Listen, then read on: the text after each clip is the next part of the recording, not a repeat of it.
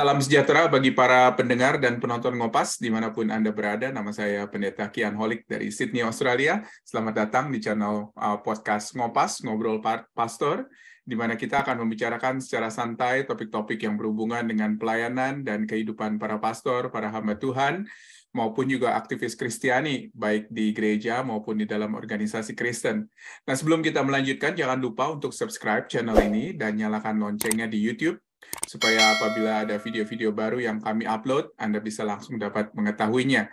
Dan jangan lewatkan kesempatan untuk bertanya kepada para narasumber di fitur pertanyaan yang ada di bawah video Anda di YouTube. Jangan malu untuk bertanya, apakah itu pertanyaan yang timbul dari diskusi kita, maupun juga pertanyaan-pertanyaan follow-up lainnya setelah Anda menyaksikan rekaman ini. Dan juga jangan lupa gunakan kolom komentar di bawah video Anda untuk mengusulkan topik-topik tertentu yang perlu digarap di Ngopas agar dapat berguna bagi para hamba Tuhan lain dan rohaniwan lainnya. Berapa lama seorang hamba Tuhan harus melayani di sebuah gereja? Topik ini sangat menarik karena jawabannya biasanya sangat relatif, subjektif, tergantung pada panggilan Tuhan. Tetapi bagaimana seorang hamba Tuhan tahu bahwa dia harus berganti tempat pelayanan? Setelah berapa lama? Dan apa saja yang harus dipikirkan oleh seorang hamba Tuhan sebelum dia memutuskan untuk berganti tempat pelayanan? Ini topik yang tidak mudah, oleh karena itu saya mengundang tamu saya yang akan menjelaskan kepada kita dan akan membukakan pengalamannya kepada kita, yaitu Pendeta Hadi Sugianto, sahabat lama dari Surabaya, dari GKT. Betul ya Pak ya? Informasinya Pak masih sama, masih akurat Pak Hadi? Betul, saya masih di GKT. Puji Tuhan, puji Tuhan. Bapak sudah berapa lama di GKT Pak sekarang Pak? 27 tahun. Waduh, baru ya, 27 tahun nih. Iya, iya. Wah, ini dia Pak, kita perlu belajar dari pengalaman yang cukup panjang, bagaimana Bapak bisa memproses semuanya ini, dan juga bisa bijak di dalam menentukan sikap, begitu ya. Apakah di Sinode GKT selalu di gereja yang sama atau berpindah, Pak? Saya di gereja yang sama. Sejak tahun Wow. 1995 itu dari pos PI sampai hari ini. Wow, luar biasa. Terima kasih banyak Pak Hadi buat sharing pengalamannya ini. Pak, kita langsung bicara mengenai topik kita, Pak. Mengapa menurut Bapak diskusi kita ini penting? Jadi mungkin karena saya sering lihat begitu ya, hamba-hamba Tuhan yang muda terutama loncat-loncat dari satu tempat pelayanan ke tempat pelayanan yang lain dalam waktu yang singkat begitu, Pak. Tapi apakah itu pengamatan Pak Hadi juga? Iya, saya juga mengamati hal yang sama, Pak Kian, bahwa beberapa mereka bagi saya terlalu singkat ya untuk kemudian memutuskan pindah pelayanan begitu. Yep. Dan tentunya ini menjadi diskusi yang penting ya Pak ya bagi kita bersama-sama. Tapi kenapa Pak ini menjadi diskusi yang sangat penting menurut Pak Hadi? Iya, ini diskusi penting karena menurut saya kita melihatnya pada kepentingan pelayanan yang dipercayakan oleh Tuhan ya. Juga berkaitan dengan jemaat yang sungguh membutuhkan sentuhan-sentuhan dalam pelayanan di gereja begitu. Maka itu penting diskusi ini begitu. Iya, iya. Dan tentunya ini sentuhan tersebut nggak bisa sentuhan hanya 2-3 tahun ya Pak ya, kelihatannya. Iya, setuju. Setuju. Kira-kira hal-hal apa saja Pak yang membuat ini penting dalam arti seperti yang Bapak katakan gitu ya, sentuhan itu ya. Apa saja yang membuat ini menjadi sebuah proses yang seharusnya tidak bisa dipersingkat begitu Pak? Karena faktor-faktor apa saja menurut Pak Hadi yang perlu dipertimbangkan? Iya, bagi saya pelayanan di jemaat itu membutuhkan waktu untuk mengenal satu dengan yang lain sampai kemudian ada timbul kepercayaan baik dari jemaat kepada kita sebagai hamba Tuhan maupun kita sebagai hamba Tuhan kepada mereka. Nah, saya pikir bahwa ini adalah sebuah proses yang membutuhkan waktu ya, Pak Kian. Ketika kita melayani sebagai hamba Tuhan misalnya di mimbar, Saya pikir apa yang kita sampaikan di mimbar itu akan menjadi sangat efektif ketika terbangun relasi di bawah bersama dengan jemaat yang di dalamnya kita sudah mulai membangun rasa kepercayaan satu dengan yang lain. Dan itu bagi saya memang membutuhkan waktu yang tidak pendek begitu ya, membangun relasi. Kemudian mereka merasa diperhatikan, dipedulikan, mereka merasa digembalakan. Nah, itu yang saya pentingnya di sini. Ya, ya, dan tentunya seperti yang tadi Pak Hadi katakan, ini adalah sesuatu yang memerlukan waktu yang cukup panjang ya. Mungkin untuk mengenal satu keluarga jemaat pun juga memerlukan waktu, betul ya Pak ya? Betul, betul. Biasanya mungkin Pak Hadi bisa bagi pengalaman secara umum begitu untuk mengenal satu keluarga atau satu pribadi betul-betul luar dalam begitu Pak. Kira-kira membutuhkan waktu berapa lama Pak dari pengalaman Pak Hadi? Iya, itu pengalaman bisa tahunan ya Pak Kian. Karena kan di jemaat itu ada banyak orang, ada banyak keluarga. Dan kita memang harus juga pandai-pandai membagi waktu, bagaimana kita bisa bersentuhan dengan mereka dalam pelayanan pastoral, dalam pelayanan perkunjungan, begitu. Dan itu membutuhkan waktu yang relatif cukup panjang untuk bisa kemudian mereka sampai kepada kita, percaya dan bisa bercerita tentang pergumulan-pergumulan mereka untuk didoakan, dan ada hal-hal yang lain yang perlu untuk kemudian gereja bantu dan lain sebagainya begitu. Jadi kalau misalnya boleh secara kasar Pak, kira-kira untuk mengenal satu orang, Pak Hadi memerlukan waktu berapa lama kira-kira? Kalau misalnya ada satu jemaat yang misalnya mungkin baru di GKT, dan Bapak mencoba mengenal jemaat tersebut dan mencoba untuk mengetahui latar belakang, kepribadian dan lain sebagainya, pergumulan gitu ya, sampai betul-betul dia bisa membuka diri dan Bapak pun juga bisa juga menjadi seorang sahabat bagi dia, bukan hanya seorang pendeta. Kira-kira biasanya butuh berapa lama, Pak? Memang itu juga bergantung kepada sifat atau kepribadian orang ya, Pak Kian. Ada orang-orang yang memang begitu mudah untuk bergaul dan begitu hangat, begitu cepat dalam membangun sebuah relasi, dan ada orang-orang yang membutuhkan waktu yang cukup lama begitu.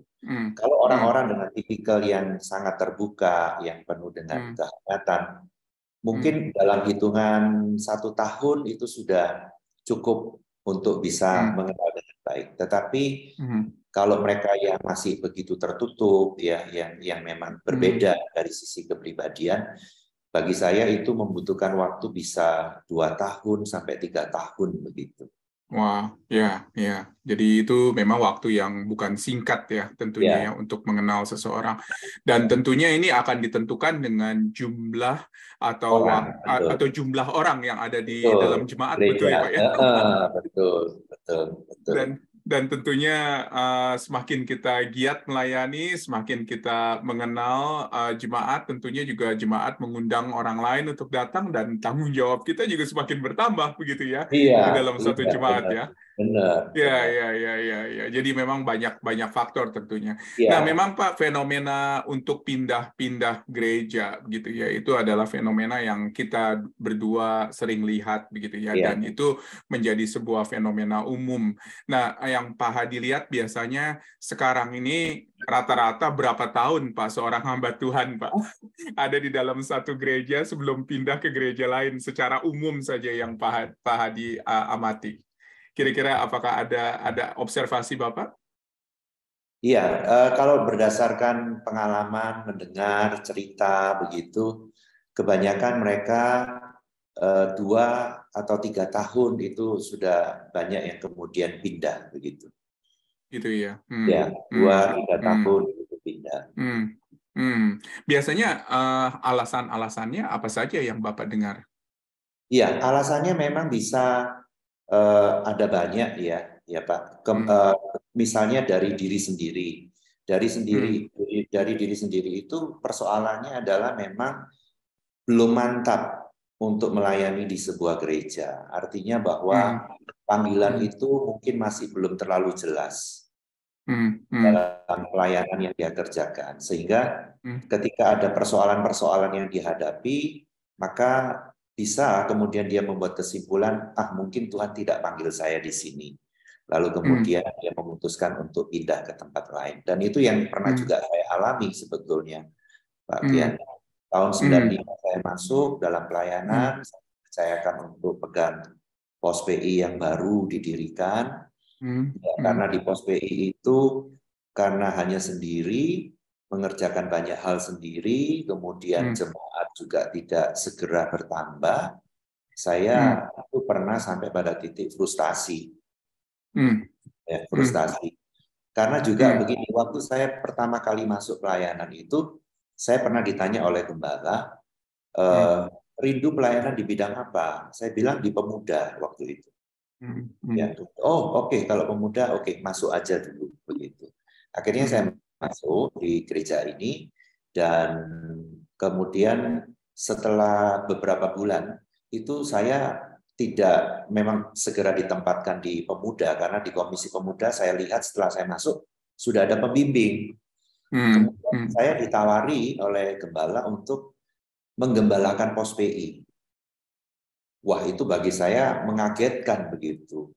Saya bilang, loh, dulu saya kan pengen ke pemuda, kok sekarang menggembalakan pos PI begitu kan. Tapi ya akhirnya saya bilang kepada beliau, baik, saya akan cobalah. Tapi kalau saya tidak mampu, saya akan letakkan. Karena ini menggembalakan pos. Dan betul bahwa sekitar 2 tahun berjalan itu jemaat tidak tambah, kemudian di pos PI itu saya harus mengerjakan banyak hal ya, mulai dari bersih-bersih tempat ibadah, saya juga tinggal di situ, atur kursi sendiri, antar jemput, begitu ya.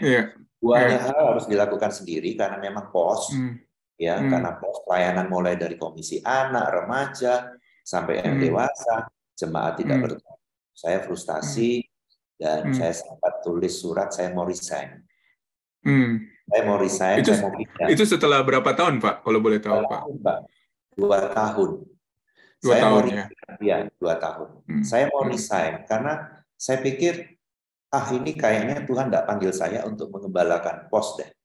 Kayaknya Tuhan itu memang mau saya pelayanan di pemuda begitu, seperti yang di awal begitu.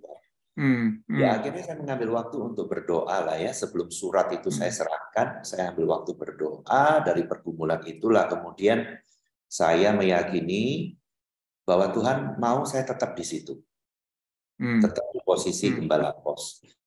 Akhirnya surat saya robek, saya nggak jadi kasih, dan akhirnya saya teruskan pelayanan itu menjadi gembala pos. Ya sampai hari ini, Pak.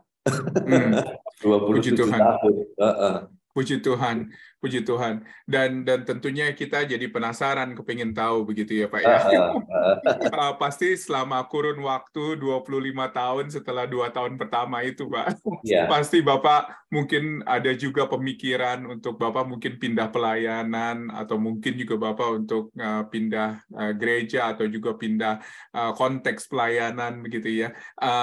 Kepingin tahu Pak, kira-kira apa saja yang menjadi guide untuk Bapak pada akhirnya, dan mengapa guide itu pada akhirnya yang membuat Bapak memutuskan untuk terus stay begitu loh di dalam pelayanan ini. Dan ini bukan waktu sebentar, ini 27 tahun ya. Kalau misalnya ada anak baru lahir ketika pos itu didirikan, sekarang anak itu mungkin sudah married dan sudah punya anak lagi kelihatannya Pak. Kira-kira pertimbangan apa Pak seharusnya yang seharusnya dipikirkan oleh seorang hamba Tuhan ini ketika menghadapi tantangan untuk berganti pelayanan? Bagaimana menurut Pak Hadi? Iya, setelah saya lewati yang 2 tahun itu, kemudian saya menikah, punya anak. Suatu ketika saya juga pernah ditawari untuk pindah pelayanan di gereja lain. Keluar dari Sinode GKT, itu penawaran kepada saya. Dan memang waktu itu sempat juga saya mempertimbangkan begitu ya. Ya sempat diiming-imingi lah begitu ya Pak Kian, kalau pindah ke sana itu kehidupan akan lebih baik ya, yang didapat tiap bulan lebih banyak begitu. Ya, saya kemudian share ke istri saya. Ini ada tawaran nih, saya bilang begitu. Hmm. Kita akan lebih baik nih, begitu. Hmm. Kita akan dapat Iya. lebih banyak nih, gitu kan. Iya. Iya. Kemudian istri saya bilang ini, nggak bisa dong, kita ini mau pelayanan mau cari apa sih? Dia bilang gitu. Kita ini mau pelayanan mau cari apa? Kalau itu yang kita cari, kayaknya enggak lah. Kita dipanggil Tuhan enggak untuk itu.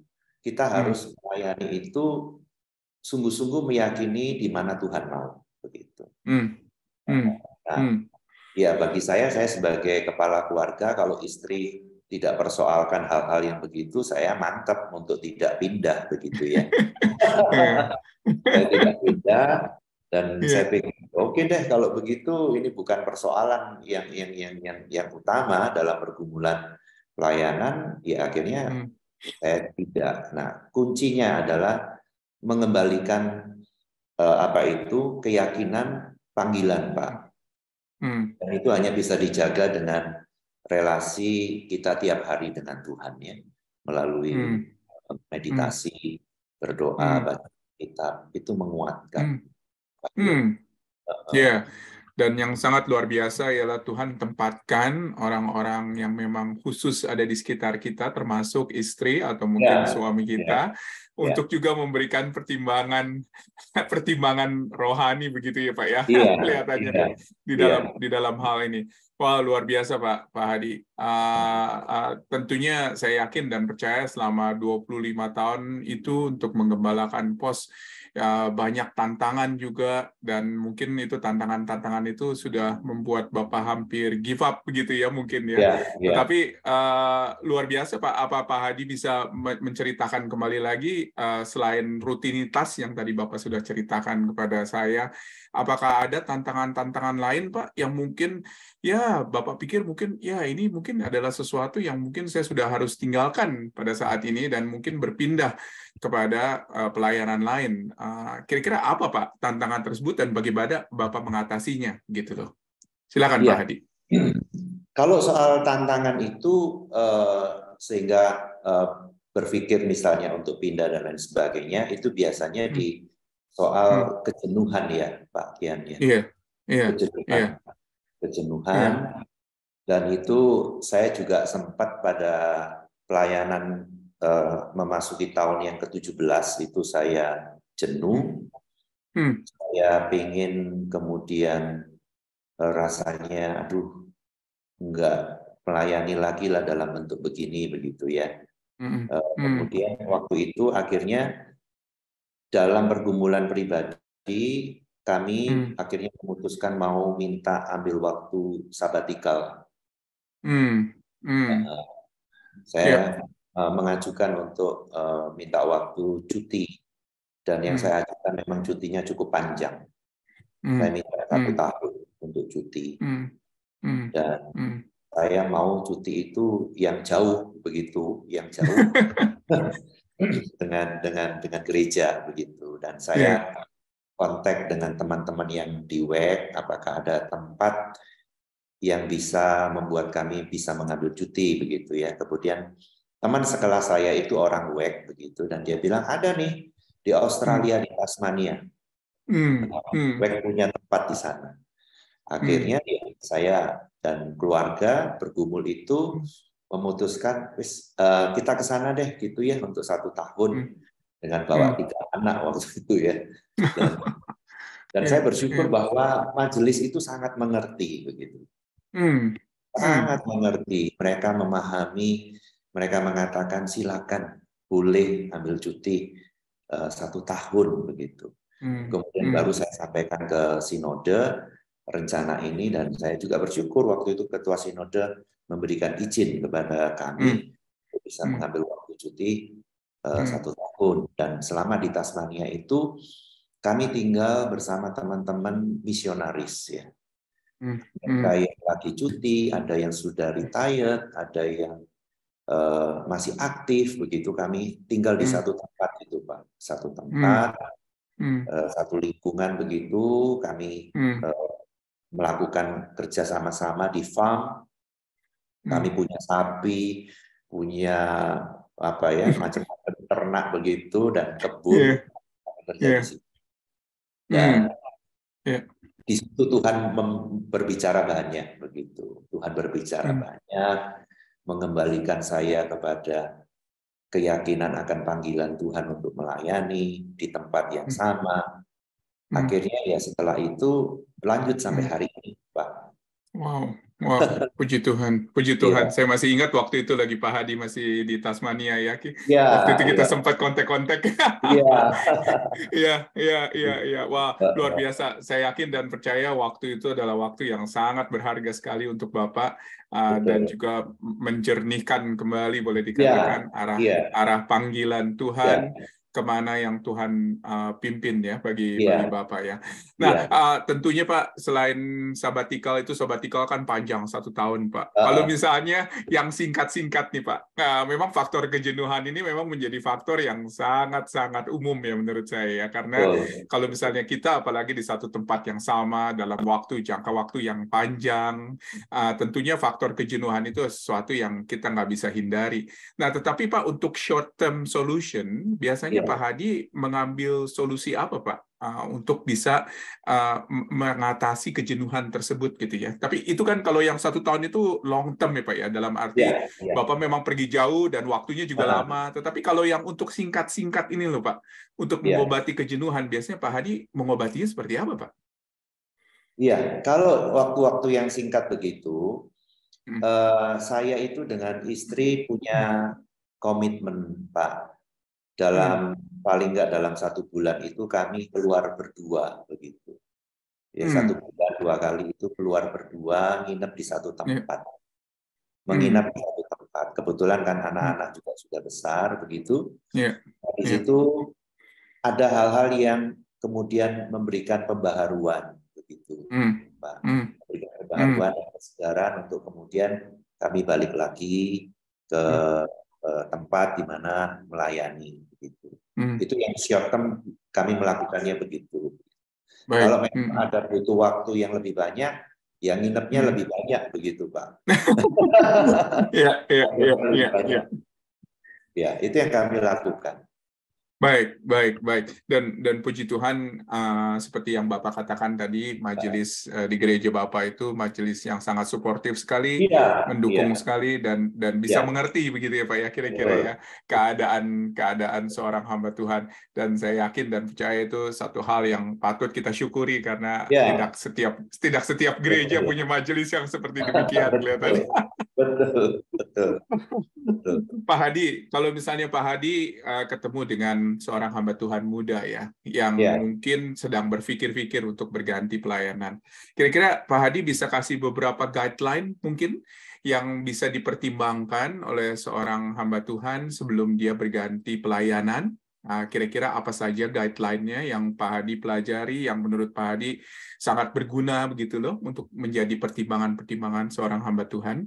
Silakan Pak. iya. Kalau saya ketemu dengan orang muda yang seperti ini, yang Hmm. pertama saya ingin tanyakan adalah relasi dia dengan Tuhan dulu. Hmm. Seperti apa sampai pada Hmm. hari ini? Ya, Hmm. sebagus apa dengan Tuhan begitu. Hmm. Yang Hmm. pertama. Kemudian yang kedua Ya. adalah yang perlu ditanya adalah kalau memikirkan untuk pindah, itu masalahnya adalah temukan dulu di diri sendiri atau di Hmm. luar dari diri sendiri. Hmm.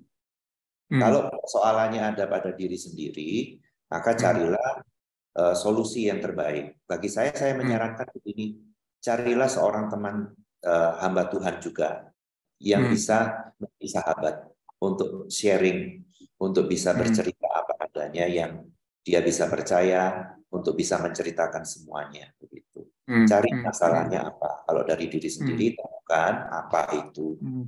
Kemudian kalau ada di luar diri sendiri, coba lagi tanya begitu. Apakah masalah ini penting menjadi alasan untuk pindah? Ya, apakah menjadi alasan penting untuk pindah? Karena itu penting untuk memikirkan dengan baik. Karena kalau alasan-alasan yang tidak terlalu prinsip, dimanapun kita akan menemukan masalah-masalah itu kan di tempat manapun kita melayani. Dan kalau kita juga nggak selesai dengan diri sendiri, dengan banyak hal, kemanapun kita pindah, tetap akan ada problem. Karena masalah yang belum terlalu banyak yang beres dengan diri sendiri. Maka itu bagi saya, itu yang akan saya tanyakan. Apakah kamu sudah beres dalam soal melihat atau memahami, menilai soal uang misalnya? Beres enggak? Kalau belum beres ya kemanapun akan dia pindah-pindah begitu. Beres enggak? Uang itu kamu pandang apa? Sementara kita dipanggil untuk melayani Tuhan. Gitu. Jadi Kemudian, sebetulnya kalau beberapa hal tersebut yang Pak Hadi tadi bicarakan ini bukan hal yang spektakuler menurut saya, karena ini adalah hal-hal basic, boleh dikatakan kerohanian, sensitivitas dari seorang hamba Tuhan ya Pak ya, maksudnya ya. betul. Jadi ini nggak memerlukan satu hal yang terlalu spektakuler atau penglihatan yang bagaimana begitu loh untuk bisa mengerti kemana Tuhan pimpin. Betul Pak Kian. Dan ini ongkosnya murah sebetulnya. Ongkosnya murah kalau kita mau punya disiplin rohani, ya, disiplin rohani untuk selalu menjaga relasi dengan Tuhan, untuk Tuhan membongkar kalau ada hal-hal yang masih perlu dibereskan dalam kita. Iya, wow, luar biasa. Jadi mungkin kita nggak usah terlalu berpikir muluk-muluk, nggak usah terlalu berpikir yang terlalu panjang, tetapi melihat kepada hubungan kita dengan Tuhan, relasi kita dengan Tuhan, apakah kita sudah sehat, begitu ya, dalam hubungan kita dengan Tuhan, dan itu yang akan memandu kita, boleh dikatakan, untuk berjalan pada akhirnya, dan untuk menentukan arah kemana yang Tuhan pimpin. Wah, luar biasa, Pak. Jadi kalau misalnya ada yang tanya, Pak, boleh berapa tahun nih, Pak, di satu gereja, Pak? Oh iya. Jawaban Pak Hadi bagaimana? Kira-kira kalau bisa sampai pensiun. Sampai pensiun di satu tempat kalau ya? Bisa sampai pensiun, karena kan misalnya kayak Sinode GKT itu kan ada usia pensiun 60. Kenapa ada usia pensiun 60? Saya pikir ya memang diharapkan bahwa hamba Tuhan itu melayani ya sampai selesai lah 60 tahun kan gitu. Kalau ditanya sampai berapa lama boleh melayani, bagi saya sampai pensiun begitu. Kecuali perjalanan Tuhan sangat jelas memanggil kita untuk mengerjakan yang lain. Oke lah, kita boleh tinggalkan itu. Wow, luar biasa. Ini bukan sesuatu hal yang mudah, bukan hal yang simple, tetapi juga solusinya sebetulnya kepada hal-hal yang sangat sederhana sekali gitu ya. Pak Hadi, terima kasih banyak nih waktunya, karena kita sudah bicara banyak dan Pak Hadi sudah membuka hati juga kepada kita semua. Saya yakin dan percaya pengalaman Pak Hadi bisa berguna untuk para hamba Tuhan lain, untuk bisa menentukan sikap mereka kira-kira, atau panggilan Tuhan yang ada di dalam kehidupan mereka. Pak Hadi bisa minta tolong untuk menutup pembicaraan kita di dalam doa, khususnya doakan untuk hamba-hamba Tuhan, agar mereka bisa bijak Pak, di dalam menentukan sikap untuk apakah stay di satu tempat ataukah berpindah ke tempat lain. Terima kasih, Pak. Mari kita berdoa, Pak. Bapa di surga, kami ingin meletakkan hidup kami kepada Tuhan. Terima kasih untuk panggilan istimewa yang Tuhan berikan kepada kami untuk melayani.